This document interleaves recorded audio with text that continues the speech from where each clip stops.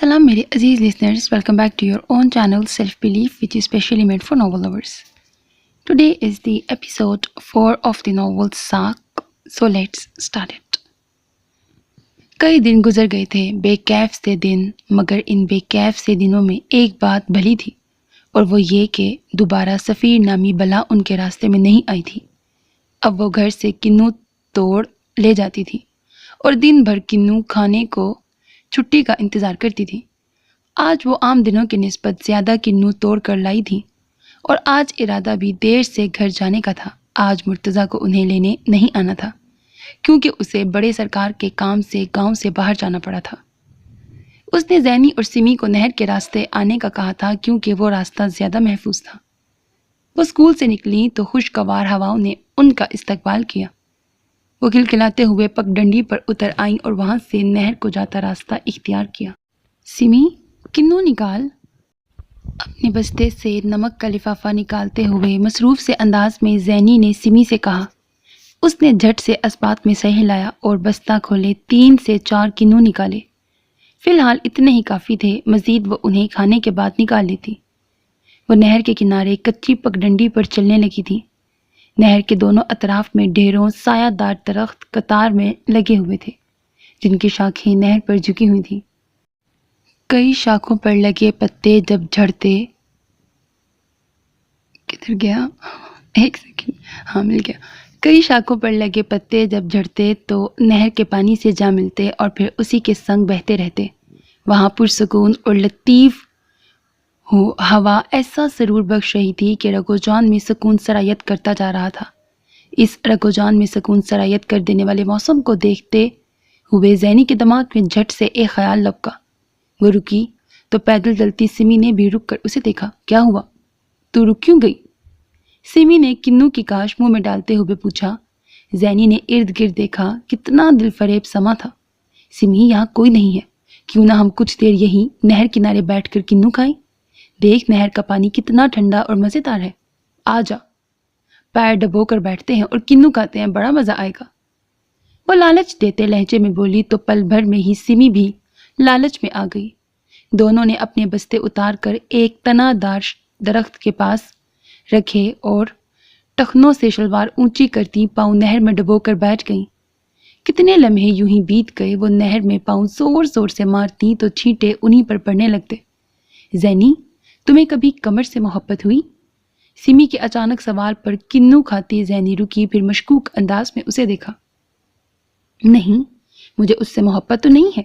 वो अच्छा भी नहीं लगता कुछ ख़ास, लेकिन जब वो मेरा ख्याल रखता है तो उससे अच्छा कोई और लगता भी नहीं है। वो बदिक्कत फीका सा मुस्कुराई। ज़ैनी ने चेहरा मोड़े उसे देखा जिसने पल भर में अपने तासुरात छुपा लिए। मुझसे भी ज़्यादा अच्छा लगता है। अंदाज सवालिया और शिकवा करता था। ज़ैनी का कहकहा बेसाख्ता था। सिमी ने खुफकी से मुंह फुलाए उसे देखा जो पेट पकड़े हंस रही थी। अब ऐसी भी कोई बात नहीं पूछी तुझसे जो इतना हंस रही है, वो नाराज़गी से बोली। ज़ैनी ने हंसी पर काबू पाया। एक तेरा झूठ छुपाने का तरीका, क्या बात है, ऊपर से जैसा मुंह बनाया था तूने अल अमान। उसने सर झटका, फिर आखिरी काश मुंह में डालती हाथ झाड़ती उठ खड़ी हुई। सिमी भी बौखलाहट पर काबू पाती उठी। वो गड़बड़ा गई थी। खुद से वादा कर चुकी थी कि अब वो कमर का जिक्र नहीं करेगी, मगर हाय ये कमबख्त दिल कहाँ सुनता है किसी की। पल भर बाद ही वो दोबारा पगडंडी पर एक साथ नहर किनारे चलती जा रही थी। नहर का पानी हनूज बहता जा रहा था जैसे मौजों में रवां जिंदगी। उसी लम्हे कशफ ने भी मुर्तज़ा की जानिब देखा। दूसरी नज़र दरवाजे पर खड़ी हाँपती कामती खजिस्ता पर पड़ी। बीबी, बड़े सरकार और बाकी सब लौट आए हैं जी, जल्दी निकलें वरना हम दोनों मारती जाएंगी। और साथ ही मुर्तज़ा। वो अपनी बात मुकम्मल कर पाती इससे कबल ही कशफ बोल उठी। ठीक है, हमें निकलना है। हम परसों रात हवेली के बड़े लॉन में खुलती जनान खाने की खिड़की के पास आपका इंतज़ार करेंगे। हम आपको इस बात से आगाह करेंगे। आपका आना हमारे लिए बाइसी खुशी होगा। वो तेज़ी से बोलती खजिस्ता का हाथ थामे बाहर निकली। मुर्तज़ा दरवाजे के हिलते कवाड़ देखता रहा और उसके पार चादर में लिपटा वो वजूद जो पल पल दूर जा रहा था।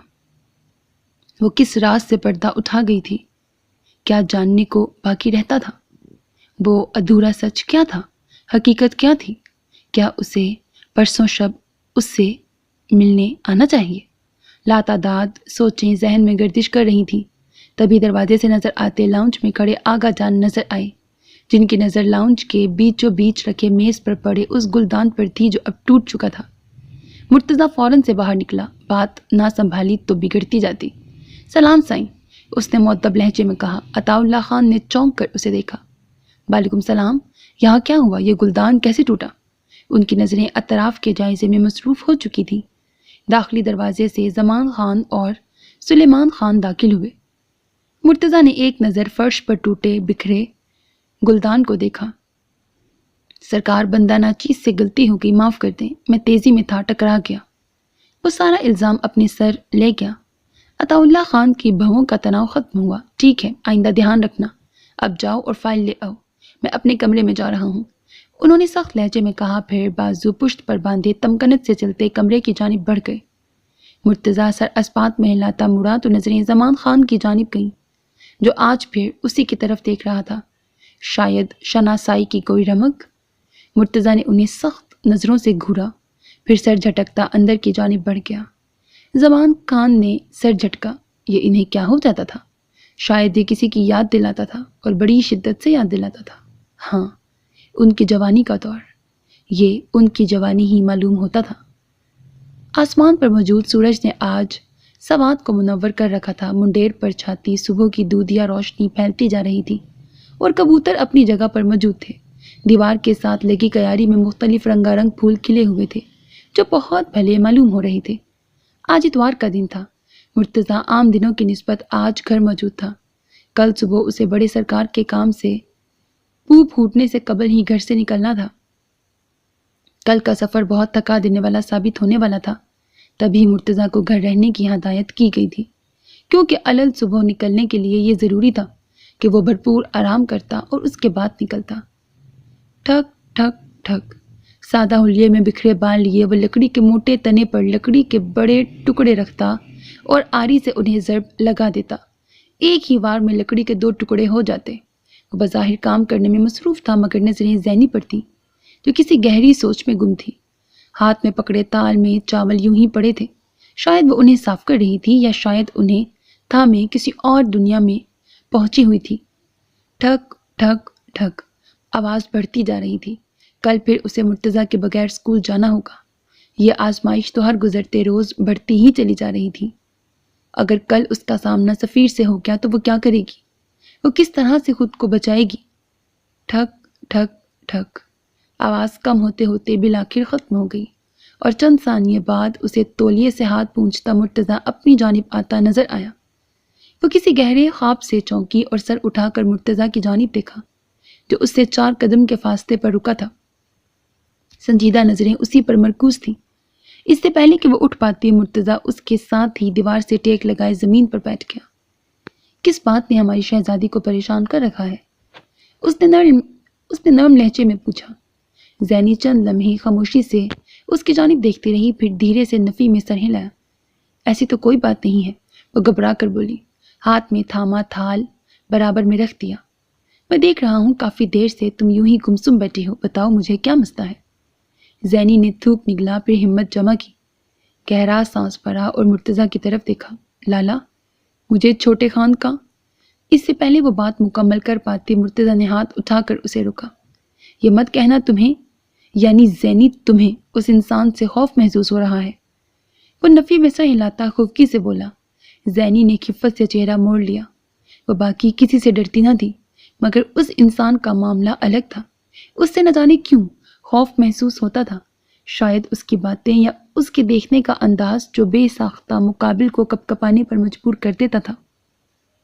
اس کی آنکھوں میں کوئی انجانا سا تاثر ہوتا، جسے دیکھ کر ہر لمحے زینی کو خوف محسوس ہوتا تھا. کوئی خوف اسے اپنے شکنجے میں جکڑ لیتا تھا، اور اس خوف کا آغاز اسی میدان سے ہو گیا تھا. اسی لمحے ہو گیا تھا جب اس کا پہلی بار سفیر خان سے سامنا ہوا تھا. وہ دن اور آج کا دن وہ کبھی اس خوف سے خود کو آزاد ہی نہ کر پائی تھی.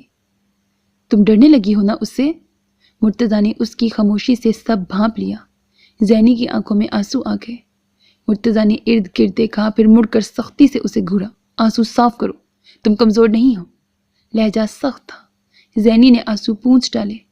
اگلے ہی پل اس کا لہجہ سپاٹ ہو چکا تھا۔ تمہیں اس سے ڈرنا نہیں ہے، تمہیں اب اس بات کی عادت ڈالنی ہوگی۔ یہ بات تمہیں اسی روز سوچنی چاہیے تھی کہ جب تم ہماری اجازت کے بغیر اس میدان میں گئی تھی، جب اس داستان کا آغاز ہوا تھا، اور نہ جانے اس کا انجام کیا ہوگا۔ مگر میں وعدہ کرتا ہوں میں اپنی بہن کی عزت پر کوئی حرف نہیں آنے دوں گا، پھر چاہے مجھے حویلی سے ہی بغاوت کیوں نہ کرنی پڑے۔ اس کی بات کے ختم ہوتے ہی زینی کے آنسو رواں ہو گئے۔ کب کے رکے آنسو عارضوں پر بہہ نکلے۔ اس نے اپنی وجہ سے سب کو مصیبت میں ڈال دیا تھا۔ بھلا سفیر خان کی نظر کسی پر پڑ جائے اور وہ اسے بخش دے، ایسا تو ممکن ہی نہ تھا۔ اسے رہ رہ کر اپنی کم عقلی پر افسوس ہو رہا تھا۔ مرتضیٰ کی بات یاد کیے اس نے سختی سے آنسو پونچھ ڈالے۔ میں کمزور نہیں ہوں لالا، نہیں ہوں میں کمزور۔ بڑبڑاہٹ بہت مدھم تھی۔ کبوتر افسردہ نظر آتے تھے، گردن جھکائے وہ اس کے غم میں ماتم کنا تھے۔ خالی نظریں بند دروازے پر مرکوز تھیں۔ اس بند دروازے کے پار پڑی عورت زندگی و موت کی کشمکش میں تھی۔ ابھی چند ثانیے قبل ہی ڈاکٹر نے انہیں بتایا تھا کہ وہ ہوش میں آ چکی ہیں۔ اس بات نے جہاں خوشی دی، وہاں ہی ڈاکٹر کی اگلی بات نے ان کے دلوں پر جیسے کوئی پتھر لا کھڑا کیا تھا۔ کوئی ایسا پتھر جو دکھتا نہیں تھا مگر اس کا وزن بہت زیادہ تھا، جو نہ چین سے بیٹھنے دے رہا تھا نہ رونے۔ ڈاکٹر کا کہنا تھا کہ اگلے 24 گھنٹے اس کے لیے نہایت اہم ہے۔ 10 منٹ کی مختصر ملاقات کی اجازت مل گئی تھی۔ وہ گلشیر کو سہارا دیے دروازہ کھولتا اندر چلا آیا۔ سامنے بستر پر پڑا لاغر وجود آنکھیں موندے لیٹا تھا۔ آہٹ پر اس کی پلکوں میں جنبش ہوئی۔ اگلے ہی لمحے کچھ دقت سے صبا نے اپنی آنکھیں کھولی تو نظریں سیدھی آنسو بہاتے مرتضیٰ پر جا ٹھہری، اور پھر اس کے ساتھ کھڑے ایک ہی دن میں بوڑھے نظر آنے والے گلشیر پر گئی۔ وہ دھیرے سے مسکرائی، ایسی مسکراہٹ جس میں ہونٹ آنکھوں کا ساتھ نہیں دے رہے تھے۔ گلشیر کو پھر سے رونا آیا۔ انہوں نے پل بھر میں رخ موڑ کر اپنے آنسو چھپائے اور اپنا بھرم رکھ لیا، جبکہ مرتضیٰ اپنے آنسو نہ چھپا پایا، اور اگلے ہی لمحے وہ دوڑتا ہوا اس کے گلے آ لگا۔ وہ زاروں کی تار ہچکیوں سے نہ صرف خود رو رہا تھا بلکہ دونوں کو رلائے جا رہا تھا۔ میں ٹھیک ہو جاؤں گی، پریشان مت ہو۔ گلشیر کو لگا وہ بدقت پھیکا سا مسکرا کر انہیں تسلی دے رہی ہے۔ مرتضیٰ میری جان، وہ دھیمے لہجے میں مسکرائی۔ مرتضیٰ یوں ہی ان کے سینے سے لگا آنسو بہا رہا تھا۔ اس کی مدھر پکار پر ایک لمحے کو خاموش ہوا تھا۔ میری جان، میرے بہادر بیٹے، روتے نہیں ہیں، بزدل لوگ روتے ہیں۔ میں بھی پہلے بہت روتی تھی، مگر تمہارے ابا نے مجھے سکھایا کہ رونا بزدلوں کو ہی شیوا دیتا ہے۔ بہادر لوگ تو غم کو کڑوا جام سمجھ کر پی لیتے ہیں۔ وہ اس کے بالوں میں ہاتھ چلاتی آہستہ آواز میں بولتی جا رہی تھی، یوں جیسے ماحول پر کوئی طلسم، کوئی جادو کر رہی تھی، اور مرتضیٰ اس قید میں قید ہوتا جا رہا تھا۔ اس قفس میں اسیر ہونے سے قبل ہی اسے صبا نے اس راز سے آشنائی سونپی جو اس کی رگ و جان پر عذاب بننے والی تھی، ایسی تلخ حقیقت جو اس کی زندگی کا بچا سویرا چھیننے، اسے بھی سیاہ کرنے والی تھی۔ اس آگہی کا لمحہ عذاب سا تھا۔ وہ ایسی ضرب تھی جس نے مرتضیٰ کو بیک وقت برباد، بیدار اور حقیقت سے آشنا کر دیا تھا۔ مرتضیٰ، تم حویلی کے ہی بیٹے ہو، مگر ناجائز۔ گلشیر پہلے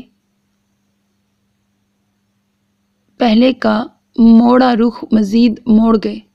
وہ کیسے اپنی شریک حیات سے نظر ملا لیتے؟ جانتے تھے کہ آج اسے روکیں گے تب بھی وہ بولیں گی، مگر انہیں اندازہ نہ تھا کہ جب مرتضیٰ کو اس بات سے آگہی سونپیں گے تو ان کے اپنے دل کی حالت کیا ہوگی۔ کیا کہہ رہی ہیں مور جان؟ ہوش میں ہیں آپ؟ میں حویلی والوں کی۔ اب تو عمر کا وہ دور آن پہنچا تھا کہ سب سمجھ آنے لگا تھا۔ اب تو جائز و ناجائز کا فرق بھی معلوم ہونے لگا تھا۔ اس نے بچپن کے واقعات کو آسیب اور برا خواب سمجھے جھٹلا دیا تھا، مگر آج دوبارہ لفظ ناجائز ایک چابک بنے اس کی پیٹھ کو لہو لہان کر رہا تھا۔ اور جو صبا بول رہی تھی، جو بتا رہی تھی، وہ تو عذاب پر عذاب تھا۔ ہر حقیقت پہلی حقیقت سے بڑھ کر چابک مار رہی تھی۔ ساری زندگی اس سے سب چھپا کر رکھنے والی ماں آج اسے سب کیوں بتا رہی تھی؟ شاید وہ نہیں چاہتی تھیں کہ اس کی موت کے بعد اسے جب یہ سب معلوم ہو تو وہ بدلے کی آگ میں جھلستا رہے۔ وہ اسے معاف کرنے والوں کی صف میں دیکھنا چاہتی تھی۔ وہ کہہ رہی تھیں کہ وہ چاہتی ہیں وہ کبھی عیش و عشرت کی زندگی کو اس سادی مگر پرسکون زندگی پر ترجیح نہ دے۔ وہ اسے کہہ رہی تھیں کہ ہمیشہ زینی کو اپنی بہن سمجھنا۔ وہ حویلی والوں کو معاف کرنے کا کہہ رہی تھیں۔ وہ کہاں سے لاتا صبا جتنا ظرف؟ کتنے لمحے بیت گئے، کتنی گھڑیاں سرک گئیں، مگر وہ یوں ہی اپنی جگہ پر بیٹھا تھا، منجمد، برف بنا۔ میرے بیٹے، تم صبا کے بیٹے ہو جس پر بہت ظلم ہوا۔ لہجہ کانپا، پھر ہموار ہو گیا، مگر اس نے صبر کا دامن نہ چھوڑا۔ میں نے ہر حال میں صبر کرنا سیکھا، چاہے خوش ہوں یا نہیں۔ میں بس یہ سوچتی تھی کہ میرا مالک مجھے آزما رہا ہے، وہ مجھے اس حال میں دیکھنا چاہتا ہے، وہ مجھے اپنے قریب دیکھنا چاہتا ہے۔ یہ باتیں مجھے ثابت قدم رکھتی، اور دیکھو مجھے، آج میں سب کچھ اپنے اللہ پر چھوڑے یہ دنیا چھوڑ۔ اس کی بات مکمل ہونے سے پہلے تڑپ کر گلشیر سامنے آیا، ہاتھ جوڑے، اس کا چہرہ آنسوؤں سے بھیگتا جا رہا تھا۔ وہ سر جھکائے بس رو رہا تھا۔ میرے جڑے ہاتھوں کی لاج رکھ لو، مجھ میں مزید غم سہنے کی ہمت نہیں ہے اب۔ مرتضیٰ اٹھ کر ایک جانب ہو گیا۔ وہ بس دھندلی نگاہوں سے ہر منظر دیکھ رہا تھا۔ اس کا باپ جو اس کا حقیقی باپ نہ تھا، مگر اسے حقیقی سے بڑھ کر محبت دیتا رہا۔ اس کی ماں کا ہاتھ تھامے رو رہا تھا۔ وہ اپنا بھرم قائم نہ رکھ پایا تھا، اور خود وہ کیا تھا؟ ایک ناجائز بچہ۔ مرتضیٰ زمان خان ہو کر بھی بس مرتضیٰ۔ آج یونیورسٹی میں زعیم اور سائم دونوں کا دن کچھ خاص نہ گزرا تھا۔ آج صفا اور مروہ کے نہ آنے سے سائم کو یونیورسٹی خالی جبکہ زعیم کو پھر سے حسین محسوس ہو رہی تھی۔ صفا کی طنزی ہنسی اور شکل کو کہیں نہ پا کر اس نے شکر کا سانس بھرا تھا، ورنہ وہ انسان کا جینا محال کر دیتی ہے۔ مفلر کا ڈرامہ 2 دن سے زائد چل ہی نہ پایا، اور اس بات کا تمام صحرا صفا کے سر جاتا تھا، جو تانیہ کو مفلر کے پیچھے چھپی حقیقت سے آگاہ کر آئی تھی۔ یار، کتنی خالی بے رنگ سی یونیورسٹی ہے۔ سائم کے منہ سے نکلنے والے الفاظ پر بمشکل زعیم نے کہے پر قابو پایا۔ یہ بات آج سائم نے پہلی بار کہی تھی، ورنہ وہ انسان کا جینا حرام کر دیتی ہے۔ مفلر کا ڈرامہ 2 دن سے زائد چل ہی نہ پایا، اور اس بات کا تمام صحرا صفا کے سر جاتا تھا، جو تانیہ کو مفلر کے پیچھے چھپی حقیقت سے آگاہ کر آئی تھی۔ یار، کتنی خالی بے رنگ سی یونیورسٹی ہے۔ سائم کے منہ سے نکلنے والے الفاظ پر بمشکل زعیم نے کہے پر قابو پایا۔ یہ بات آج سائم نے پہلی بار کہی تھی، ورنہ اسے تو یونیورسٹی سے ایسا عشق تھا کہ الامان۔ خیر تو ہے؟ زعیم اسے گھورنے لگا۔ سائم نے نظریں چرائیں۔ ہاں نا، بس ویسے ہی آج۔ اس کی بات مکمل ہونے سے قبل ہی زعیم بول اٹھا، تمہیں ان دونوں چڑیلوں کے نہ آنے کا غم ستا رہا ہے؟ اس کا انداز سوالیہ تھا، ابرو اچکائے وہ مشکوک انداز میں اسے دیکھ رہا تھا۔ استغفر اللہ، اس نے باقاعدہ کانوں کو ہاتھ لگاتے خفکی سے کہا۔ زعیم پھر بھی مطمئن نہیں تھا۔ دفعتاً سامنے دیکھا تو دور سے ہی وہ تانیہ نامی بلا چلی آ رہی تھی۔ زعیم نے برا سا منہ بنایا، پھر رخ موڑ کر ارد گرد دیکھتے سائم کو اگلے ہی لمحے لجاجت سے اس کا بازو تھام لیا۔ میرا راجا، وہ اسے مسکے لگانے لگا۔ سائم چونک سا گیا۔ خیر ہے؟ اب اس کا انداز سوالیہ تھا۔ زعیم نے روتی صورت بنا کر نفی میں سر ہلایا۔ وہی تو نہیں ہے، سامنے مت دیکھنا، وہ تانیہ آ رہی ہے۔ مگر وہ سائم ہی کیا جو اشارے کرنے سے باز آ جائے۔ ہاتھ اٹھا کر باقاعدہ اشارہ کر دیا۔ زعیم نے اس لمحے کو کوسا جب اس نے سائم کو یہ بات بتائی، مگر اب کیا ہو سکتا؟ پانی سر پر سے گزر گیا تھا۔ اس نے سائم کا بازو اس قدر زور سے مڑوڑا کہ اس کی چیخ نکلتے نکلتے رہ گئی۔ بھگتو اب اسے اکیلے، پہلے تو میں مدد کر ہی دیتا، پر اب یہ لو۔ ساتھ ہی باقاعدہ انگوٹھا دکھا دیا۔ زعیم فوراً لائن پر آیا۔ آج کے لیے تو سنبھال لے اسے، قسم سے شام میں پیزا میری طرف سے۔ ساتھ ہی اس کے کندھے کو تھپ کے ایسی شاباشی دی گویا اسے میدان جنگ میں بھیج کر آر یا پار کی ترکیب کر دی ہو۔ سائم نے پیزے کی خاطر کڑوا گھونٹ بھر لیا۔ چند ثانیے بعد ہی تانیہ سائم کو زعیم سمجھے اس کا بازو تھامے اسے وہاں سے لے جا رہی تھی، اور سائم نے بے بسی سے مڑ کر زعیم کو یوں دیکھا گویا کہہ رہا تھا، وعدہ نہ بھولنا۔ زعیم نے خوشی کے مارے بالوں میں ہاتھ چلایا۔ اب آزادی ہی آزادی تھی۔ اگر تانیہ سے روز جان ایک پیزا پر چھوٹ رہی تھی تو اس میں قباحت ہی کیا تھی؟ رات کا دوسرا پہر شروع ہو چکا تھا۔ تاحد نگاہ پھیلی حویلی اندھیرے میں ڈوبی ہوئی تھی۔ لان کے آغاز پر لگے ایک زرد بلب کی واحد روشنی تھی جو کچھ حد تک منظر واضح کرنے میں مدد کر رہی تھی۔ زنان خانے کی حویلی کے لان میں کھلنے والی کھڑکی پر کسی ہیولے کے کھڑے ہونے کا گمان ہو رہا تھا۔ وہ آج شام حویلی آ گیا تھا اور عین دوسرے پہر کے آغاز پر باہر نکل آیا تھا۔ وہ گمان حقیقت ہی تھا۔ وہاں قریب آنے پر اسے علم ہوا کہ وہ کوئی زنانہ وجود تھا۔ تو کشف وہاں خاصی دیر سے کھڑی تھی، اس سردی میں اس کا انتظار کرتی۔ اس نے حد درجے بڑھتی سردی کو محسوس کرتے سوچا تھا۔ اس کے قریب آنے پر وہاں ٹھنڈ سے ٹھٹھرتی کشف اس کے قدموں کی چاپ سنتی دیوار کا سہارا چھوڑے سیدھی ہوئی۔ جب اسے مرتضیٰ کی ہلکی آواز سنائی دی، خانزادی گھبرائی مت، یہ میں ہوں مرتضیٰ۔ اس نے وضاحت دینا ضروری سمجھا، شاید وہ ڈر گئی تھی۔ ہم جانتے ہیں۔ وہ جیسے اس کی ہر آہٹ سے واقف تھی، لہجے کا وثوق بتا رہا تھا۔ مرتضیٰ نے رخ موڑ لیا اور کھڑکی سے لگتا زمین پر آ بیٹھا، ایسے کہ اب اس کی پیٹھ اس کھڑکی کے ساتھ تھی جس کی جالیوں کے پار کشف کھڑی تھی۔ کشف چند لمحے کھڑی رہی، پھر مرتضیٰ سے کچھ فاصلے پر اسی کھڑکی سے پیٹھ لگا کر زمین پر بیٹھ گئی۔ مرتضیٰ نے اس کا بیٹھنا محسوس کیا مگر خاموش رہا۔ کشف نے ہاتھ باہم رگڑے اور گہرا سانس بھرا۔ منہ سے نکلتی دھند ہوا میں تخیل ہو گئی۔ مرتضیٰ، جیسا کہ ہم نے آپ کو پہلے بھی بتایا تھا کہ ہم حویلی کی بیٹی نہیں ہیں، اب دوبارہ بھی یہی کہیں گے کہ ہم زمان خان کی بیٹی نہیں ہیں۔ اس نے سر کھڑکی سے ٹکا دیا۔ لہجہ عام سا تھا۔ مرتضیٰ بغور اس کی سرگوشی نما آواز سن رہا تھا۔ چند لمحے بعد وہ پھر بولی، ہلکی دھیمی آواز میں، یہ تب کی بات ہے جب ہم 7 برس کی تھی۔ ہم، ماما اور پاپا گاؤں سے واپس جا رہے تھے۔ رات کا وقت تھا، ہم کبھی وہ رات نہیں بھول سکتے۔ وہ رات بہت خوفناک تھی، بہت زیادہ۔ ماما کی طبیعت بہت خراب تھی، وہ رو رہی تھی اور ارد گرد کوئی ہسپتال بھی نہیں تھا۔ ہمارے گھر ایک بیبی آنے والا تھا۔ ہم سب بہت خوش تھے۔ اس کی آواز دھیمی ہو گئی تھی، آواز کانپی تھی۔ گاڑی بہت تیز چل رہی تھی، بہت زیادہ۔ ارد گرد آبادی بھی نہیں تھی کیونکہ وہ گاؤں سے واپسی کا راستہ تھا، اور ماما کی حالت کا خراب ہونا بھی بہت غلط تھا۔ کچھ غلط تھا۔ ماما کی حالت یوں خراب نہیں ہونی چاہیے تھی کیونکہ بیبی کے آنے میں 1 ماہ رہتا تھا، مگر ماما کی حالت ابھی سے خراب کیوں تھی؟ پاپا فکر مندی سے بول رہے تھے۔ ہم خاموشی سے پیچھے بیٹھا آنسو بہا رہی تھی۔ ہم ماما کا ہاتھ پکڑے ہوئے تھی۔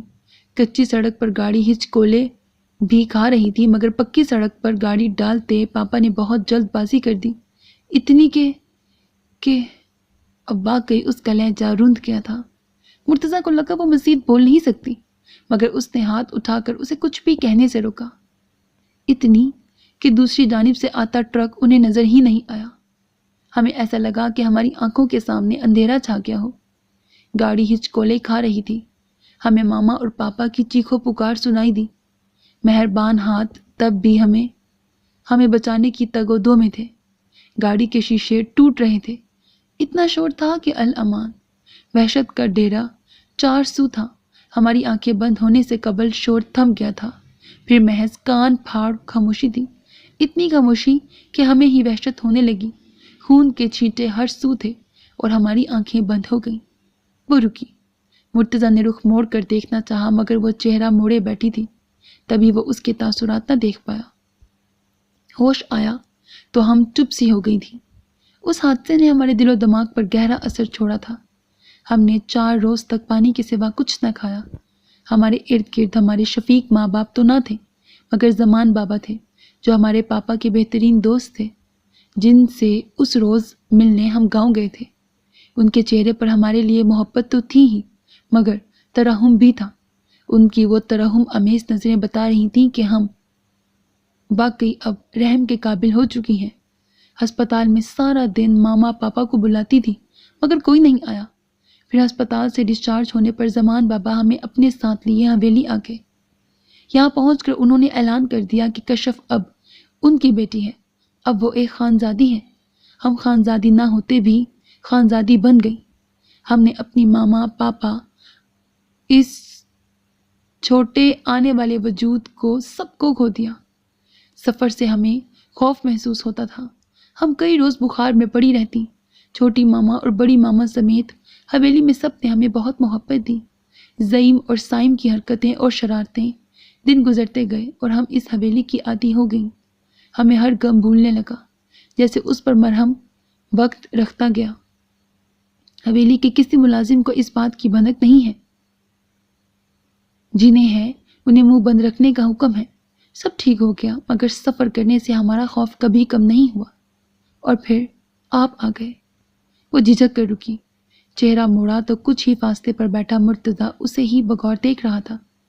نیلی آنکھوں میں سحر تھا اور پلکوں کے کنارے آنسو موتیوں کی مانند چمک رہے تھے۔ وہ آنکھیں مرتضیٰ کو خاموشی سے ڈھیروں جذبات خود میں عیاں کیے دیکھ رہی تھیں۔ مرتضیٰ خاموشی سے ان آنکھوں کو ورق ورق پڑھتا گیا۔ وہ آنکھیں مرتضیٰ کی آنکھوں کی تاب نہ لاتے ہوئے عارضوں پر گرنے لگیں۔ شفق کی لالی پورے چہرے پر پھیل گئی تھی، مگر نقاب کے سبب مرتضیٰ اس لالی کو دیکھنے سے قاصر رہا۔ ایک بار پھر اس نے نظر اٹھا کر دیکھا۔ مرتضیٰ کا دل یک بارگی سے دھڑکا۔ یہ کوئی انوکھا، کوئی دل فریب احساس تھا جو ان آنکھوں کے ذریعے اس کے دل میں اتر رہا تھا۔ اس نے نظریں نہیں جھکائیں، وہ ان آنکھوں کو دیکھتا رہا، حیرت سے، بے یقینی سے۔ یہ آنکھیں اسے کیسے سحر میں مبتلا کر رہی تھیں کہ ان کا جادو سر چڑھ کر بول رہا تھا۔ ہم جاتے ہیں اب۔ وہ گھبرا کر اٹھ کھڑی ہوئی۔ مرتضیٰ نے اچنبھے سے اسے دیکھا، کچھ کہنے کو لب وا کیے، پھر سی ڈالے اور خاموشی سے اسے سیڑھیاں چڑھتا دیکھنے لگا۔ آج اس در سے جانے کا دل نہیں تھا۔ کس راستے پر جا رہے ہو مرتضیٰ؟ دماغ نے دل سے سوال کیا تو دل نے سختی سے دماغ کو جھٹلایا، ایسا کچھ نہیں ہے۔ رات دوسرے پہر سے نکلے تیسرے پہر میں منتقل ہو گئی تھی۔ حویلی کے وسیع لان میں گہری دبیز معنی خیز گفتگو کرتی خاموشی چھائی ہوئی تھی۔ دو دلوں کی دھڑکنیں ایک تال پر کب آئیں گی؟ وقت منتظر تھا اور تقدیر ہولے سے مسکراتی تھی۔ رات والی کیفیت پر پردہ ڈالے صبح ہوتے ہی مرتضیٰ تیار ہونے کے بعد عطا اللہ خان سے ملنے مردان خانے کے ہال میں چلا آیا۔ وہ اپنی تپائی پر حقے سمیت موجود تھے۔ اسے آتا دیکھ کر نال چھوڑ دی۔ روانگی کی تیاریاں مکمل ہیں؟ انداز سوالیہ تھا۔ جی سرکار، سب مکمل ہے۔ حساب کتاب کے کھاتے بھی گاڑی میں رکھوا چکا ہوں، اس نے سنجیدگی سے کہا، ساتھ ہی اطراف میں نگاہ دوڑائی۔ ڈیرے سے ہوتے جانا، سفیر سے وہ نیلی فائل بھی لے لینا۔ حویلی سے سب کو ہی آج ساتھ کے گاؤں کے چودھری کے بیٹے کی شادی پر جانا ہے۔ میری خواہش تھی کہ تو بھی ساتھ چلتا تاکہ چودھری کو علم ہوتا کہ میرے پاس کیسے کیسے ہیرے ہیں۔ وہ تمسخر سے بولے۔ مرتضیٰ نے سر ہلایا، ان کی بات پر غور بھی نہیں کیا۔ اس کے نزدیک منافقت اس سے بڑھ کر کیا تھی کہ شادی میں بھی محض اپنی ٹھاٹ باٹ دکھانے جایا جا رہا تھا۔ جو حکم سرکار، وہ سر اسبات میں ہلاتے بولا۔ زمان خان کمرے سے نکلے تو ایک بار پھر نگاہوں کا تصادم اس سے ہوا جس کی آنکھوں میں محض سرد بند تھا۔ پھر دیکھتے ہی دیکھتے وہ مڑا اور داخلی دروازے سے باہر نکلتا گیا۔ حویلی سے نکلتے اسے کشف کی باتیں یاد آ رہی تھیں۔ داد ہے تم کو زمان خان، اپنے گاؤں کی حدود کی لڑکی کی عزت تار تار کر دی، اس کی زندگی جہنم بنا دی اور دوسروں کی بیٹی کو پناہ دیتے ہو۔ سب دکھاوا، اس نے تنفر سے سوچا۔ اس سب کے پیچھے زمان خان کا کوئی مقصد نہ ہو یہ بات تو ہو ہی نہیں سکتی تھی۔ آج منڈیر پر کبوتر بھی نہیں آئے تھے۔ سارا دن وہ ان کا انتظار کرتی رہی مگر وہ آئے ہی نہیں۔ پھوپھی اسے گھر رہنے کی تلقین کرتی چارہ توڑنے گئی تھی۔ قمر نہ جانے کہاں نکلا ہوا تھا۔ اداس سی شام تھی، لالا بھی گھر نہیں تھے۔ نارنجی جوڑے میں بالوں کی چٹیاں پشت پر ڈالے وہ برگد سے ٹیک لگائے زمین پر بیٹھی تھی۔ اس کا سب کچھ سفیر کے سبب ختم ہو چکا تھا۔ وہ باہر آنا جانا، وہ چارہ توڑنا، وہ سمی کا اس کے گھر آنا اور اس کا سمی کے گھر جانا، پہروں بیٹھ کر کھیلنا، سب ختم ہو چکا تھا۔ اب تو ہر شام اداس معلوم ہوتی تھی اور آج تو کچھ زیادہ ہی معلوم ہو رہی تھی۔ سونو پاس ہی ارد گرد پھر رہا تھا۔ چارہ نہ ملنے پر وہ بھی بھوکا تھا۔ آج اسکول سے پھوپھی نے اسے چھٹی کروا لی تھی۔ سمی نے جانا نہیں تھا، سو اکیلی جانا بس خطرہ تھا۔ پھوپھی کو ابھی تک چھوٹے خان سے متعلق کسی بات کی بھنک تک نہیں پڑی تھی۔ اگر پڑ جاتی تو؟ وہ سوچ رہی تھی۔ پاس ہی زمین پر پڑا دوپٹہ گلے میں ڈالے وہ اٹھی تو ایک دم ہی دروازہ زور زور سے بجنے لگا۔ اس کا دل یک بارگی سے دھڑکا۔ اللہ خیر کرے۔ سرخ و سفید پاؤں میں جوتا اڑستے وہ دوپٹہ سر پر جمائے مسلسل بجتے دروازے کی جانب بڑھی۔ ڈیرے کے سبھی ملازموں کی آج عید تھی، کیونکہ صبح ہی سفیر نے سب کو آج کے دن کی چھٹی عنایت کر دی تھی۔ ان سب کے تو وارے نیارے ہو گئے تھے۔ عام دنوں کی نسبت آج ڈیرے پر حد درجے خاموشی تھی۔ کونے میں کھڑے لڑکے نے تیسری بار سر اٹھا کر دیکھا تھا۔ چھجے تلے تپائی پر بیٹھے سفیر کے سامنے کی کرسی پر بیٹھا بخش اسے کچھ بتانے میں اب تک مصروف تھا۔ ان کی جانب آئیں تو بخش خوش آمدی لہجے میں بول رہا تھا، سرکار اس سے بہتر موقع کوئی ہو ہی نہیں سکتا۔ مرتضیٰ لاچار ہے، کچھ نہیں کر پائے گا، آپ سے ٹکرائے گا، بولے گا اور پھر چپ کر جائے گا، کوئی ثبوت ہی نہیں ہوگا۔ لڑکی ذات کی عزت کا خیال کیے وہ منہ بھی نہیں کھول پائیں گے، اور ہمارا سگریٹ کے کش لگاتے سفیر کے گھورنے پر جملہ بدلا، مطلب آپ کا کام بھی ہو جائے گا نا؟ سفیر مونچھوں کو تاؤ دیتے دلکشی سے مسکرایا۔ لڑکا تیار ہے؟ اس نے سوالیہ انداز اپنایا جب مسکراتے ہوئے بخش نے سر ہلایا، پھر مڑ کر کونے میں کھڑے لڑکے کو پاس بلایا۔ خاکی قمیض شلوار میں ملبوس وہ لڑکا ان کے قریب چلا آیا۔ سفیر ٹیک لگائے مطمئن انداز میں بیٹھ گیا، جبکہ بخش اس لڑکے کو کچھ سمجھانے میں مصروف تھا۔ طمع ایسی چیز ہے کہ اچھا برا کہاں سوچنے دیتی ہے، اپنا فائدہ نکلے تو کسے پرواہ۔ دروازہ اب تک بج رہا تھا۔ اس نے پاس رک کر سانس بحال کی۔ کون ہے؟ اونچی آواز میں وہ جی اکڑا کر بولی۔ یہ گلشیر کا گھر ہے؟ باہر سے کوئی انجان آواز اس کے کانوں سے ٹکرائی۔ ہے تو؟ اس کا لہجہ کانپا تھا۔ یہ کون تھا؟ باجی وہ گلشیر کا ایکسیڈنٹ ہو گیا ہے جی، لاری تلے آ گیا ہے۔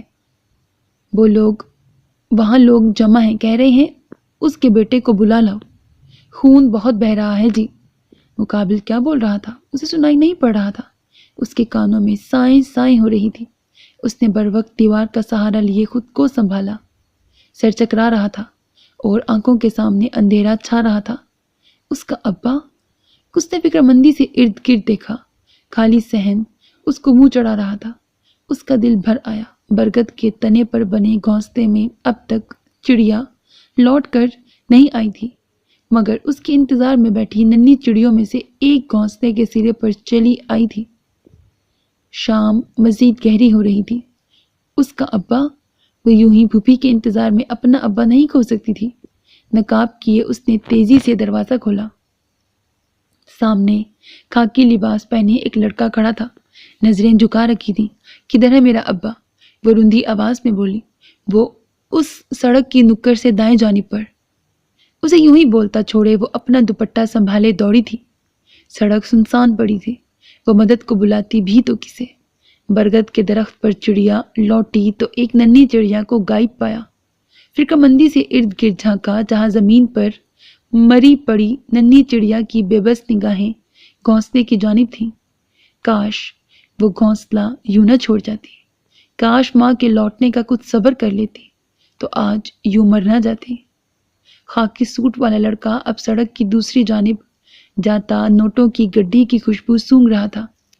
دائیں جانب مڑنے کی دیر تھی کہ کسی نے تیزی سے اسے کونے میں کھڑی گاڑی کے اندر کھینچا تھا۔ وہ کٹی ڈور کی مانند ایک ہی جھٹکے میں گاڑی کے اندر کھینچی چلی آئی۔ ایک جوتا وہیں سڑک پر گر گیا۔ کلائی ایسی زوردار گرفت میں آئی کہ چوڑیاں ٹوٹنے پر کانچ کلائی میں چبھ گیا۔ وہ کسی سخت شکنجے میں تھی۔ خود کو چھڑوانے کے لیے کی جانے والی کوششوں سے وہ بری طرح ہانپ رہی تھی، مگر مقابل کی گرفت سخت سے سخت تر ہو رہی تھی۔ بخشے، گاڑی چلا۔ خود کو تھامے انسان کی عقب سے آتی آواز، اس آواز کو تو وہ ہزاروں میں پہچان سکتی تھی۔ چھوٹے سرکار، سرسراتی آواز اس کے ہونٹوں سے نکلی تھی۔ وہ جلد از جلد سوات پہنچ جانا چاہتا تھا۔ آج دل بڑا گھبرا رہا تھا۔ اسے سوات ہر صورت پہنچنا تھا۔ تبھی چھٹی ملتے ہی گاڑی نکالے وہ سوات جانے کو تیار تھا۔ اسے بھٹکے مسافر کو راہ راست پر لانا تھا۔ لاتعداد سوچیں اس کے ذہن میں گردش کر رہی تھیں۔ وہ سیدھا ڈیرے جانا چاہتا تھا۔ برابر والی سیٹ پر دھری فائل میں سفیر کا ہر کارنامہ تھا۔ اگر وہ مکرا تھا تو وہ فائل ہی کافی تھی۔ گاڑی کبھی ہموار راستوں پر تو کبھی ٹیڑھے میڑھے راستوں پر چل رہی تھی۔ اس کی سنجیدہ نظریں سامنے مرکوز تھیں۔ دل بری طرح دھڑک رہا تھا مگر چہرے پر ہر کیفیت کو چھپا رکھا تھا۔ کس کے نصیب میں کیا تھا؟ وقت اور تقدیر مل کر مسکرائے تھے۔ پورے راستے وہ خود کو چھڑوانے کی بے طرح کوشش کرتی رہی مگر ناکام رہی۔ سفیر کی گرفت ہلکی ہرگز نہ تھی۔ گاڑی کے شیشے بند ہونے اور سیاہ ہونے کے سبب کسی کو نہ کچھ نظر آ رہا تھا نہ کچھ سنائی پڑ رہا تھا۔ بے بسی کے احساس سے اس کی آنکھوں میں آنسو آ گئے تو سفیر نے اسے چھوڑ دیا۔ وہ اس سے ایسے دور ہوئی جیسے وہ کوئی اچھوت ہو، اور وہ اچھوت ہی تھا۔ اس کا ہر انداز عجیب تھا مگر اس وقت وہ اللہ اور اپنے لالا کو یاد کر رہی تھی۔ نقاب اس نے کسی بھی حال میں کھلنے نہیں دیا تھا۔ سرکار مجھے جانے دیں ورنہ اچھا نہیں ہوگا، وہ جی اکڑا کر اسے دھمکی دے رہی تھی جبکہ دل کانپ رہا تھا۔ اس کی بات پر دلچسپی سے سیٹ سے ٹیک لگائے اس کی حرکتیں دیکھتا سفیر سر پیچھے کو پھینکے قہقہہ لگائے ہنسنے لگا۔ بخش بھی ہنسا تھا۔ اس نے تعجب سے انہیں دیکھا۔ ورنہ کیا؟ سفیر اس کے قریب کھسک کر سنجیدگی سے اس کی آنکھوں میں جھانکنے لگا۔ اس نے تھوک نگلا۔ میں اپنے لالا کو بلا لوں گی، وہ آپ کو نہیں چھوڑیں گے، اس نے ڈرتے ڈرتے کہہ دیا۔ سفیر چند لمحے اسے ہونٹ نیچے دیکھتا رہا پھر ایک دم ہی ہنس دیا۔ سر جھٹکے اس نے بمشکل ہنسی پر قابو پایا۔ گاڑی ڈیرے کے قریب پہنچ گئی تھی۔ گیٹ پر کھڑا واحد پہرے دار جلدی سے آگے بڑھا اور گیٹ کھولا۔ گاڑی کو ڈیرے کے اندر جاتا دیکھ کر اس کی ہرنی جیسی آنکھوں میں خوف کے سائے لہرانے لگے۔ سفیر اب مطمئن بیٹھا تھا۔ گاڑی کے رکنے کی دیر تھی۔ بخش تیزی سے گاڑی بند کیے باہر نکلا اور دوسری طرف سے آ کر دروازہ کھولا۔ سفیر نے اشارے سے اسے دور رہنے کا کہا تو وہ منہ بسورے ایک جانب ہو گیا۔ ایک بار پھر روتی فریاد کرتی اور تڑپتی زینی کا بازو سفیر کی گرفت میں آ چکا تھا۔ وہ اسے کھینچنے کے انداز میں گاڑی سے باہر نکال رہا تھا جیسے وہ کوئی سامان ہو۔ بخش دلچسپی سے اس شیرنی کو دیکھ رہا تھا جو کسی بھی صورت اپنا نقاب اترنے نہیں دے رہی تھی۔ بخش کو دلچسپی ہوئی کہ آخر اس نقاب کے پیچھے کا چہرہ کیسا ہے۔ سفیر کی اجازت کے بغیر آگے بڑھ کر اس نے زینی کا دوپٹہ اتارنا چاہا۔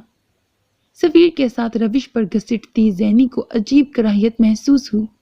اس نے دوپٹہ مزید مضبوطی سے تھام لیا۔ بخش کی پیش قدمی دیکھے سفیر کا غصہ عود آیا۔ اس نے مڑ کر پیچھے کھڑے بخش کے چہرے پر تماچا رسید کیا جسے اپنی غلطی کا احساس دیر سے صحیح ہو ضرور گیا تھا مگر پانی سر سے نکل چکا تھا۔ وہ خاموشی سے سر جھکا گیا۔ مٹھیاں بھینچے اس نے غصے پر قابو پانا چاہا۔ میں نے تجھے بولا تھا ایسا کرنے کو؟ وہ دھاڑا تھا۔ بخش نے تیزی سے نفی میں سر ہلایا۔ پھر ابھی سے رال ٹپکانے کی کیا ضرورت تھی؟ میرے بات تمہارے حصے میں ہی آنی ہے، صبر نہیں کر سکتا تھا؟ اب کی بار وہ مزید سخت لہجے میں بول رہا تھا۔ زینی سہم کر انہیں دیکھ رہی تھی۔ کون سا حصہ؟ کیسا حصہ؟ وہ کیا کوئی چیز ہے جس کا حصہ کیا جانا ہے؟ معافی سرکار، میں باہر انتظار کر لیتا ہوں، آپ جائیں۔ وہ مڑا جب اسے سفیر کی آواز سنائی دی۔ باہر نہیں، فی الحال حویلی جا کر جائزہ لے کے آ۔ وہاں ماحول کیسا ہے؟ سب لوٹے تو نہیں؟ تب تک میں ذرا اس بلبل کو قابو کر لوں۔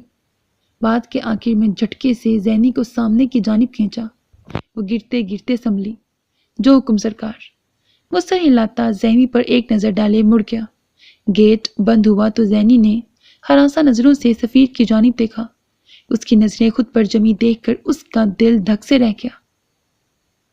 اس سے پہلے کہ وہ کچھ بولتی سفیر نے اب کی بار اسے اپنی جانب کھینچا اور اگلے ہی لمحے اسے سوچنے سمجھنے کا موقع دیے بغیر کندھوں پر لاد لیا۔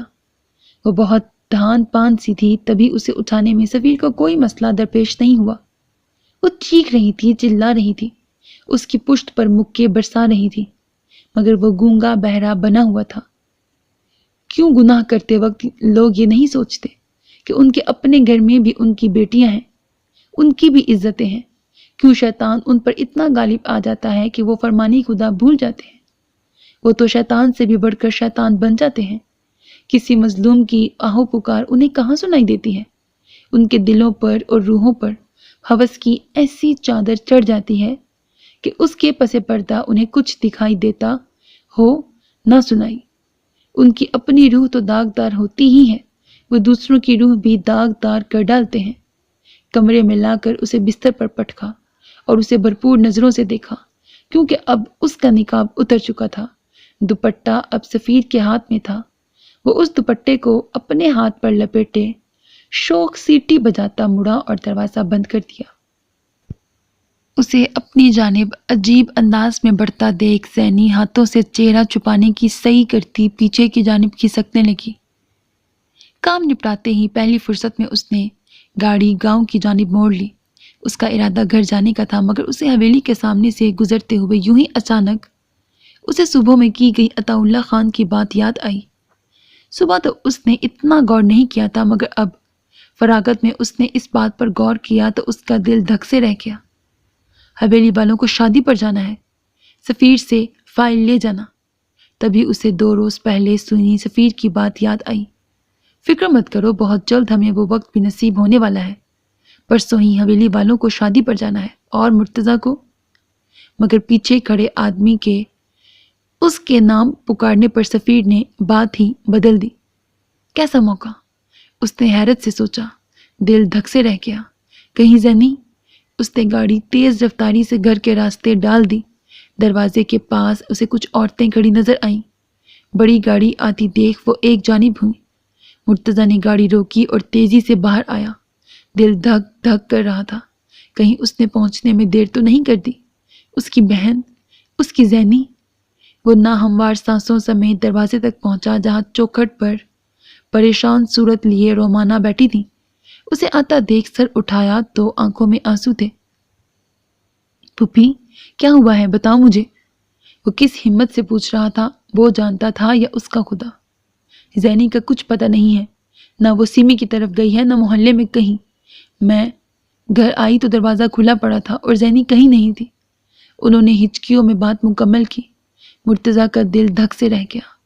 یہ چھوٹے خان کا کام ہے، میں اس کی جان لے لوں گا۔ اس کی بات پر رومانہ تو چونکی ہی چونکی، محلے کی عورتوں نے بھی چہمگوئیاں شروع کر دیں۔ کون کیا کہہ رہا تھا اسے پرواہ نہیں تھی۔ وہ تیزی سے مڑا اور گاڑی میں جا بیٹھا۔ آنکھوں کے سامنے زینی کی معصوم صورت لہرا رہی تھی۔ مجھ سے کب تک بھاگ سکتی تھی تو چھوکری؟ وہ دوپٹہ ایک جانب پھینکے مزے سے بولتا بستر پر اس کے سامنے آ بیٹھا۔ اب کی بار زینی تیزی سے دوسری جانب سے نیچے اتری۔ وہ دوڑ کر دروازے تک جانا چاہتی تھی، مگر سفیر نے اسے راستے میں ہی جا لیا۔ کلائی تھامے اسے جھٹکے سے اپنی جانب کھینچا تو وہ کٹی شاخ کی مانند اس کی گرفت میں آ گئی۔ سفیر دلچسپی سے اس کی بے بسی کا تماشا دیکھ رہا تھا۔ چوڑیوں کی چھن چھن جاری تھی اور وہ فیروزے کی لونگ پوری شان و شوکت سے ناک پر براجمان تھی۔ سفیر بے بس ہونے لگا تھا۔ اس کا حسن اتنا کامل حسن تھا کہ آج تک سفیر نے ایسا حسن اپنی پوری زندگی میں نہیں دیکھا تھا۔ اس نے دوسرا ہاتھ بڑھا کر اس کی لٹیں پیچھے کرنا چاہی، جو بال کھلنے کے سبب چہرے کے اطراف میں جمع ہو گئی تھی۔ سفیر نے گہرا سانس بھرا اور سرگوشی کی۔ واللہ قیامت! ہاتھ گال کی جانب بڑھانے چاہے، مگر اس سے قبل ہی زینی نے جھک کر ایک دم ہی اس کے بازو میں دانت کاٹ دیے، اتنی شدت سے کہ سفیر نے فوراً سے اپنا بازو کھینچا تھا۔ اگلے ہی لمحے سب بھلائے اس کے دائیں گال پر زوردار تھپڑ دے مارا۔ تو پیار کی زبان نہیں سمجھتی؟ جھلی، میں تو تیرا عشق ہوں، عاشقوں کو یوں نہیں تڑپاتے۔ وہ بیڈ کی پچھلی دیوار کے پاس جا گری۔ سفیر کی انگوٹھی سے اس کا ہونٹ پھٹ چکا تھا، جبکہ گال پر نشان پڑ چکا تھا۔ اسے اپنے منہ میں خون کا ذائقہ گلتا محسوس ہوا۔ سفیر کو ایک بار پھر اپنی جانب آتا دیکھ کر وہ بمشکل دیوار کا سہارا لیے اٹھی۔ نظر سائڈ ٹیبل پر پڑے گلدان پر گئی۔ اس نے تیزی سے گلدان اٹھا لیا۔ سفیر اس کی ننھی سی پیش قدمی پر ہنسا، پھر اس کی جانب قدم بڑھانے لگا۔ اس کے بڑھتے قدم محسوس کیے زینی نے دل ہی دل میں خود کو ہمت دی۔ جو وہ کرنے جا رہا تھا یہ گناہ تھا۔ اس کی پھپھو نے اسے سکھایا تھا کہ کوئی ایسا کرنا چاہے تو اس کی جان لینے سے بھی گریز نہ کرنا۔ یہ وہ بات ہے جو آج سب ماؤں کو اپنی بیٹیوں کو سمجھانے کی ضرورت ہے۔ مجھے مارو گی؟ سفیر نے اس کی جانب پیش قدمی ابھی بھی نہیں روکی تھی۔ سرکار وہیں رک جاؤ ورنہ میں تمہاری جان لے لوں گی، قسم خدا کی۔ اس نے سخت لہجہ اپنایا۔ وہ آپ سے تم پر آ چکی تھی۔ سفیر نے اس کی ہمت کو سراہا۔ اس میں یہ ہمت رب کی طرف سے ہی آئی تھی کہ وہ اسے اتنی بڑی دھمکی دے رہی تھی۔ ہونٹ سے خون بہہ رہا تھا، بال بکھر چکے تھے، کلائی پر بھی خون جم چکا تھا، ایک پاؤں بھی زخمی تھا، مگر اس کی ہمت نہیں ٹوٹی تھی۔ ہاں ہاں ہاں، اس کی بات پر سفیر محسوس انداز میں ہنسا، پھر تیزی سے اس کی جانب بڑھا، دفعتاً رکا۔ باہر قدموں کی چاپ سنائی دی تھی مگر زینی نہیں رکی۔ اس سے قبل وہ زینی کا ہاتھ تھام سکتا، زینی نے پوری قوت سے ضرب لگائی تھی۔ گلدان دو ٹکڑوں میں بٹ گیا، ایک ٹکڑا زمین پر گر چکا تھا، ایک ٹکڑا ابھی تک اس کے ہاتھ میں تھا جسے اس نے تیزی سے بستر پر پھینکا۔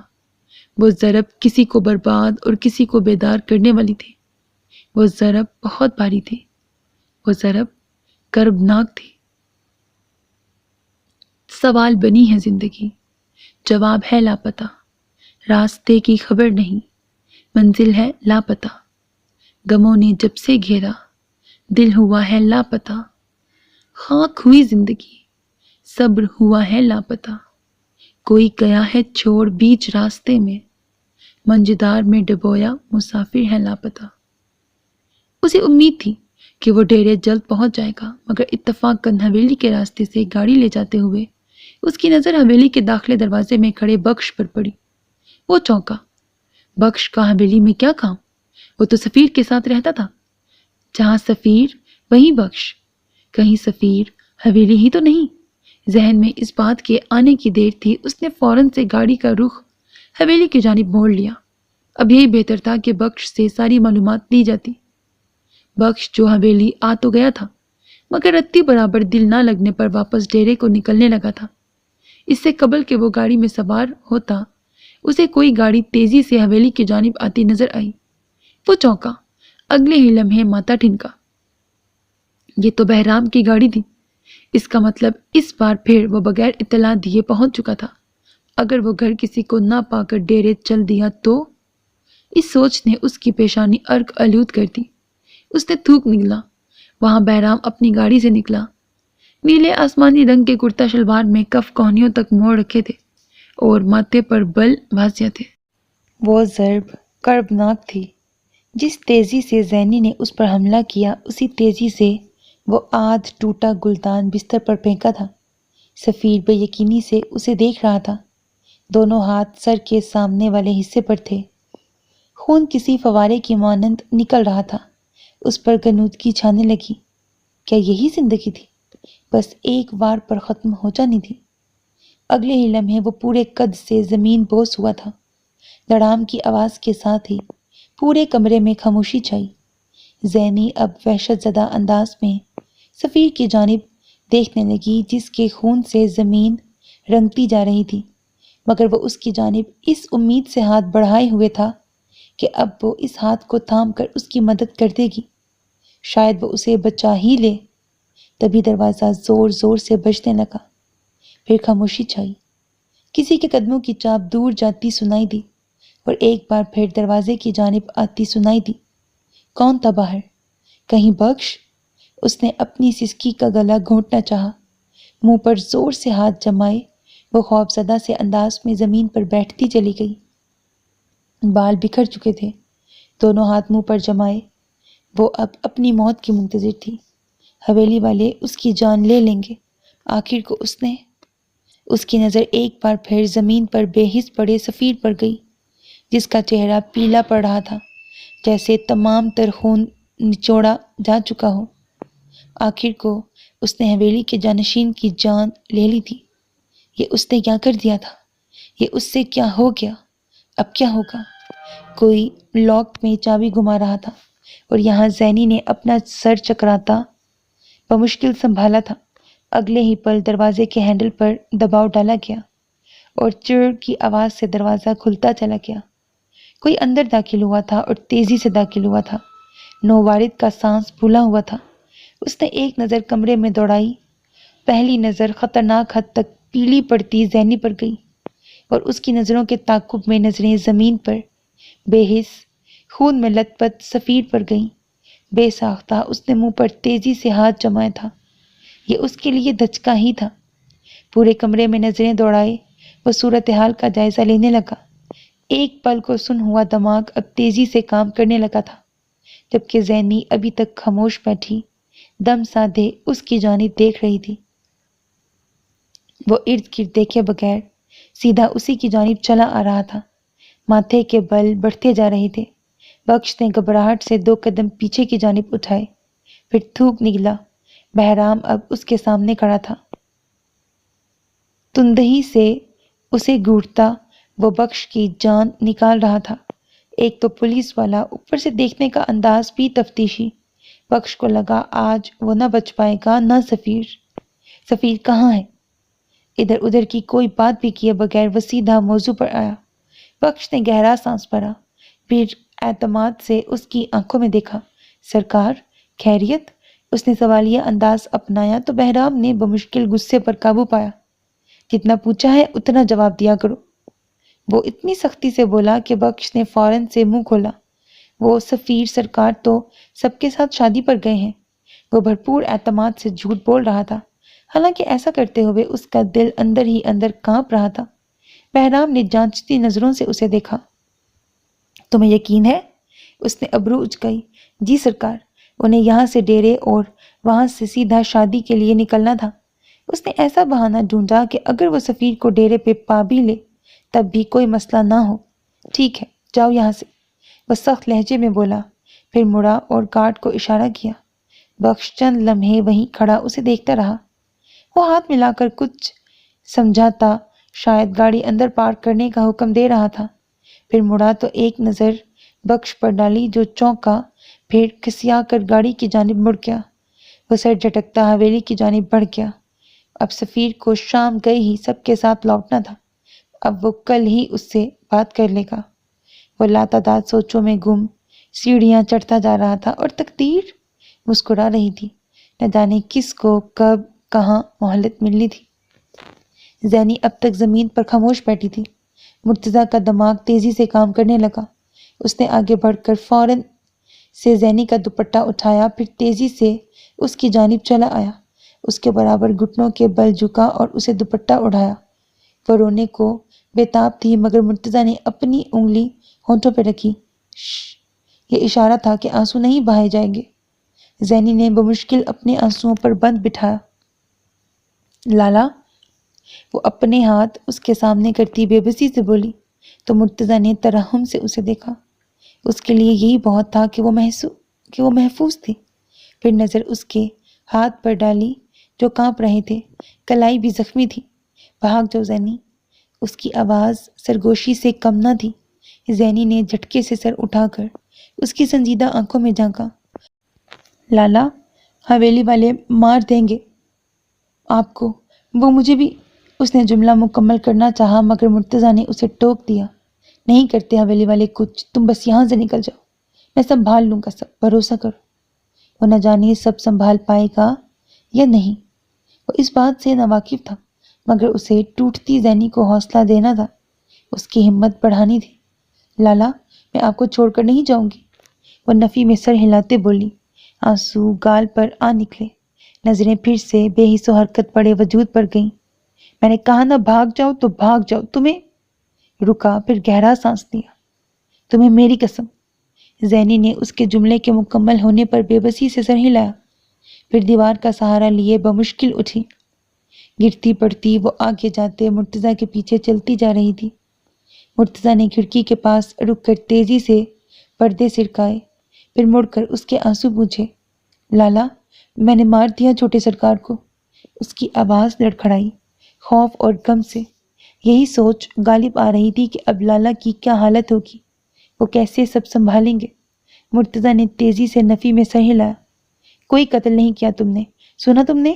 کوئی قدر نہیں، اب اپنا دوپٹہ سیدھا کر کے اوڑھ لو، محلے کی عورتیں گھر کے پاس جمع ہیں، آرام سے چلتی جانا اور سکون سے، پھپھی کو لے کے اندر چلی جانا، کسی کی بات کا جواب نہ دینا، میں رات کو لوٹ آؤں گا اور سب سنبھال لوں گا، بس اپنا منہ مت کھولنا۔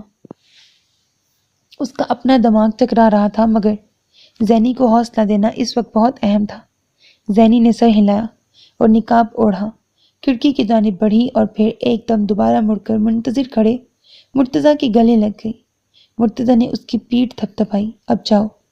وہ سر ہلاتی مڑی اور اگلے ہی لمحے مرتضیٰ کی کھولی گئی کھڑکی کے دونوں اطراف میں ہاتھ جما کر باہر پھلانگ گئی۔ ایک نظر مڑ کر دیکھا تو آنکھوں میں اس کے لیے فکر واضح تھی۔ مرتضیٰ نے آنکھوں ہی آنکھوں میں اسے پرسکون رہنے کا اشارہ کیا۔ مرتضیٰ کے تسلی دینے پر وہ کچھ پرسکون ہوئی اور ارد گرد دیکھتی تیزی سے فصلوں کے بیچوں بیچ دوڑنے لگی۔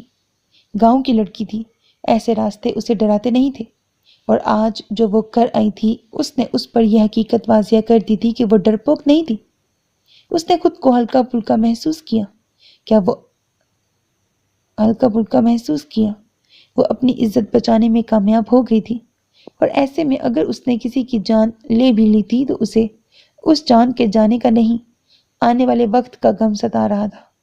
وہ فصلوں سے نکل کر پگڈنڈی پر اتری تو اب راستہ شناسا تھا، یہ راستہ گاؤں کو جاتا تھا۔ اب وہ بغیر مڑے بس دوڑتی جا رہی تھی۔ پاؤں میں کیا کیا چبھ رہا تھا اسے ذرا پرواہ نہیں تھی۔ وہ لائبریری میں بیٹھا کسی کتاب کے مطالعے میں مشغول تھا جب اسے کسی کے اپنے ساتھ بیٹھنے کا گمان ہوا۔ اس نے سر اٹھا کر دیکھا تو جلے بھنے سائم کو پاس بیٹھے پایا۔ بس بہت ہو گیا، وہ ایک دم ہی ضبط کھو کر بہت ٹوٹے دل سے بولا تھا۔ زعیم نے اسے آنکھیں دکھائیں تو اسے احساس ہوا کہ وہ اس وقت لائبریری میں ہے۔ لائبریری انچارج کی نظریں بھی ان کی طرف سنجیدگی سے اٹھی ہوئی تھیں۔ وہ کسیانی ہنسی ہنسے۔ اس نے بس آنکھیں دکھائیں، جس کا مطلب سمجھتے وہ دونوں خاموشی سے اٹھے اور بیگ نکالتے باہر چلے گئے۔ اب بول، کیا مصیبت آ پڑی تھی؟ وہ تیز لہجے میں بولا۔ سائم نے ایک نظر اس کی جانب بے بسی سے دیکھا، پھر پاؤں زمین پر پٹکتا پاس کچھ فاصلے پر نصب بینچ پر جا بیٹھا۔ بیگ ایک جانب پٹکا۔ زعیم نے آنکھیں گھمائی، یعنی حالات خراب تھے۔ پچھلے ایک ہفتے سے وہ پیزا کے لالچ میں تانیہ کے ساتھ گھوم رہا تھا، مگر آج نہ صرف ہمت جواب دے گئی تھی بلکہ ضبط کا پیمانہ بھی چھوٹ گیا تھا۔ کوئی اتنا پاگل کیسے ہو سکتا تھا؟ اب کیا ہوا؟ زعیم بے بسی سے بولا، ساتھ ہی ساتھ مروہ کو کوسا جس کے سبب وہ اس نئی مصیبت سے دو چار ہو گئے تھے۔ کہہ رہی تھی کہ مجھے آج اپنی فیملی سے ملوانے لے کر جائے گی۔ میں نے انکار کر دیا تو میری آنکھوں کے سامنے اس نے اپنے بازو پر کٹ مار لیا۔ سائم غصے اور غم کی ملی جلی کیفیت سے بولا۔ زعیم نے سر جھٹکا۔ عجیب بے وقوف لڑکی ہے وہ تانیہ، اور ویسی ہی صفا جس نے اسے ہمارے پیچھے لگایا ہے۔ میں نے آج تک اتنی بے وقوف لڑکی نہیں دیکھی تھی، مگر صفا نے تو میری سوچ ہی بدل دی۔ وہ اس سے بڑھ کر بے وقوف نکلی۔ بات کے دوران اس نے سائم کا سیدھے ہو کر بیٹھنا اور اسے آنکھیں دکھانا بھی محسوس کیا، مگر اسے تو جیسے آج صفا کے خلاف بڑاس نکالنے کا شاندار موقع مل گیا تھا۔ خونی چڑیل ہے صفا، ڈاین۔ وہ اس سے قبل مزید گوہر افشانی کرتا، سائم نے اس کے پاؤں پر پاؤں دے مارا۔ بس کر جا بھائی، پلیز آج بس کر جا، وہ منمنایا۔ اس کی منت آمیز شکل دیکھے زعیم کا ماتھا ٹھنکا۔ تو اتنی سائڈ کیوں لیتا ہے دونوں بہنوں کی؟ میں نے دیکھا ہے تم مروہ کو دیکھ کر فلیٹ ہو۔ سائم نے اب کی بار آنکھیں دکھانے کی حد کر دی۔ بس کر جاؤ زعیم، صفا مروہ پیچھے کڑی ہیں، ہی۔ آخر میں اسے آنکھیں دکھاتا وہ کسیانی ہنسی ہنسا۔ ہلکا سا رخ موڑے اس نے پیچھے دیکھا جہاں بازو سینے پر لپیٹے صفا اور ساتھ ہی مروہ کھڑی تھی۔ مارا گیا میں، وہ بڑبڑایا، پھر بغیر کچھ کہے یا پیچھے مڑے اٹھا اور دوسری جانب چل دیا۔ سائم نے بھی ایک نظر دونوں بہنوں کو دیکھا، پھر زعیم کی پیروی کی۔ پوری یونیورسٹی کو تگنی کا ناچ نچا دینے والے ان دونوں کے سامنے بھیگے بلے بن جاتے تھے۔ ان کے جانے کی دیر تھی، مرتضیٰ کے چہرے کا اطمینان جاتا رہا۔ سرکار کا قتل ہو گیا، سرکار کو، وہ بڑبڑایا۔ سفیر کے قریب پہنچ کر اس کے پاس بیٹھا، پھر کانپتے ہاتھ بڑھا کر اس کی نبض ٹٹولنی چاہی مگر کچھ محسوس نہیں ہوا۔ اس نے بے بسی سے اس کا ہاتھ چھوڑا۔ اور کتنی آزمائشیں! وہ بے بس ہو گیا۔ بالوں میں ہاتھ چلاتے وہ بے چینی سے ادھر ادھر گھومنے لگا۔ اس کا ہر انداز اس کے اضطراب کی گواہی تھا۔ اس کی نظریں بستر پر پڑے آج ٹوٹے گلدان پر گئی جس کے سرے پر خون جمع ہوا تھا۔ اس نے ایک نظر زمین پر پڑے بے حس وجود پر ڈالی۔ اگلے ہی لمحے تیزی سے آگے بڑھ کر وہ گلدان اٹھایا، پھر تیزی سے مڑا اور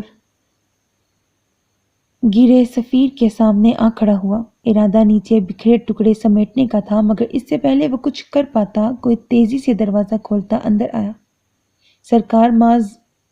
شاید بخش یوں اندر آ جانے پر معذرت کر رہا تھا مگر اندر کے منظر کو دیکھ کر اس کی زبان تالو سے جا چپکی، اس کی آنکھیں پھیلتی چلی گئیں۔